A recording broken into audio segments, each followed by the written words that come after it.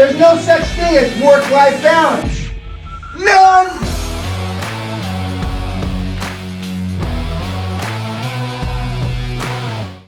Just fucking do it. Subscribe now. The flavor of the day is calling yourself founding director. That's the flavor.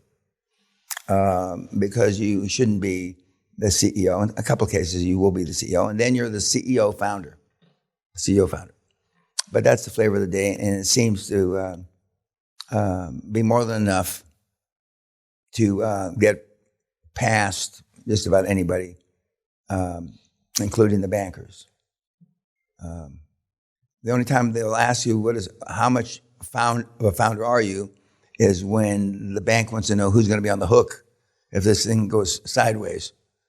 And as long as you keep a majority, as it's called, of 50.1%, and normally that translates into 51%, most of the time they can't throw you out. We have found, as I mentioned the second day, I think, some of the kids, even with a majority, have figured out a way to get fucking thrown out. But for the most part, you're in. You're in. Now let's talk about, since I brought up the percentage, and the average of you normally is about 2/3, 60 to 65%. What do you give these bums? Okay. Remember, with 3 or 4 exceptions in the room, you got right now 100% of nothing. 2 or 3 of you have already started deals, Mr. 8.5 to 12 over here, and a couple others. And I believe in more directors as opposed to less directors, because even though these guys look healthy, and you can't ask them supposedly by law now, are you healthy? I do. Are you healthy? And when I rarely get asked, but other than arthritis, I'm super healthy.